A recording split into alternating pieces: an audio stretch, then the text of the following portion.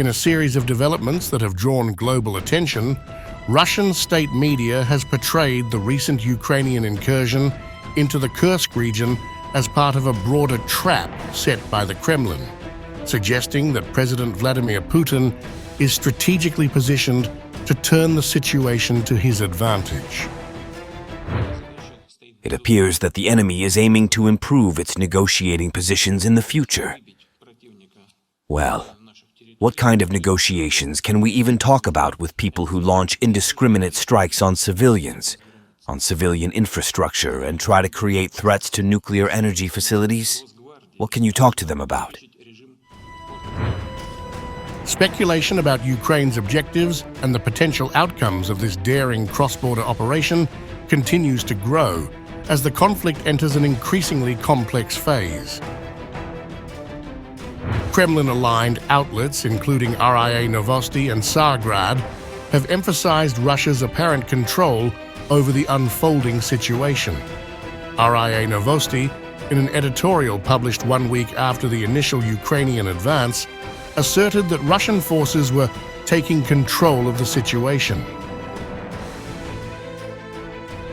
Meanwhile, Tsargrad reported that Ukrainian brigades had fallen into a trap and were now facing heavy losses, a narrative that aligns with Moscow's broader attempts to depict Ukraine's actions as ultimately self-defeating.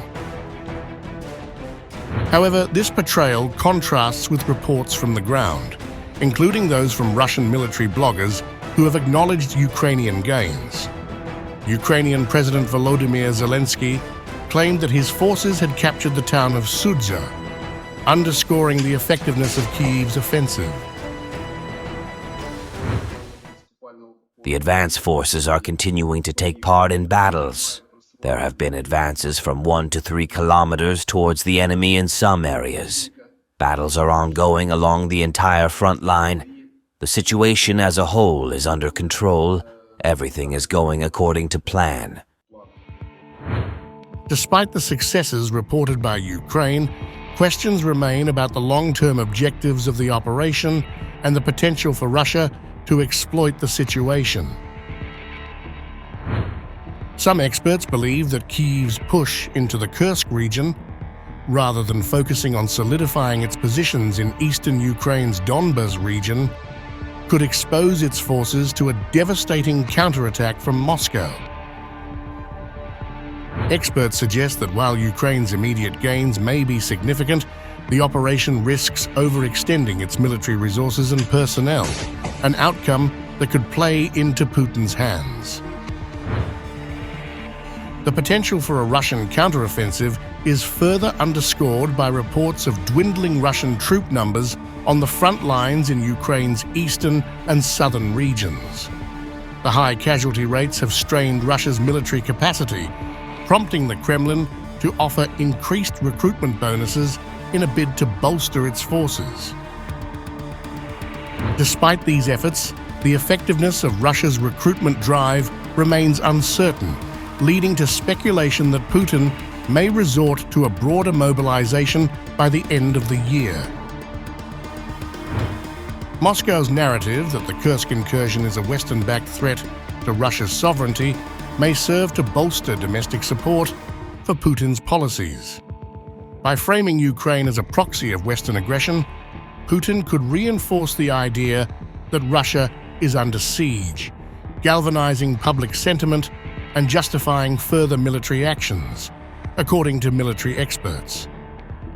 This approach could also be used to strengthen the Kremlin's position on the global stage, particularly in its ongoing confrontation with NATO and the West. There is already a response from Russian citizens. This is unanimous support for everyone who is in trouble, support for the army, and an increase, which is very important, an increase in the number of people willing to join our men, the fighters who heroically defend Russia with weapons in their hands. The number of those willing to sign contracts with the Ministry of Defense has increased in recent days. The possibility of a widespread mobilization aligns with Putin's broader strategic goals, which include maintaining control over Russia's narrative and reinforcing the country's military capabilities. Some experts suggest that this move could also be presented to the Russian public as a necessary measure to protect the nation from foreign threats, particularly in light of the ongoing conflict in Ukraine. As the situation in Kursk continues to develop, the long-term implications for both Russia and Ukraine remain uncertain. While Kyiv's forces have demonstrated their ability to challenge Russian positions, the question of whether this incursion will lead to a decisive strategic advantage or a costly overextension looms large. For Putin, the operation presents an opportunity to consolidate his power and potentially shift the momentum of the conflict in Russia's favor. In the meantime, President Zelensky has hailed the achievements of his forces in the Kursk region, emphasizing the damage inflicted on Russian logistics and military capabilities. He has reiterated that the goal of the operation is to weaken Russia's ability to wage war by targeting key supply routes and reserves. There have already been several reports by Commander-in-Chief Syrski about the frontline situation and our operation in the Kursk region. We see that the occupier is suffering losses, and this is helpful, very helpful for our defense. It is about destroying the logistics of the Russian army and draining their reserves. We must inflict maximum damage on all Russian positions, and we are doing that. I thank each of our warriors for their precision. I thank them for strength and for resilience. Commander-in-Chief Syrski reported on our defensive steps in the Donbas, Pokrovsk and Toretsk directions, as well as our advance in the Kursk region. We are eliminating the Russian military presence in the area of our operations there and replenishing the exchange fund for our state. The coming weeks will likely determine whether the Ukrainian incursion into Kursk represents a turning point in the conflict or a temporary disruption that Russia can ultimately overcome.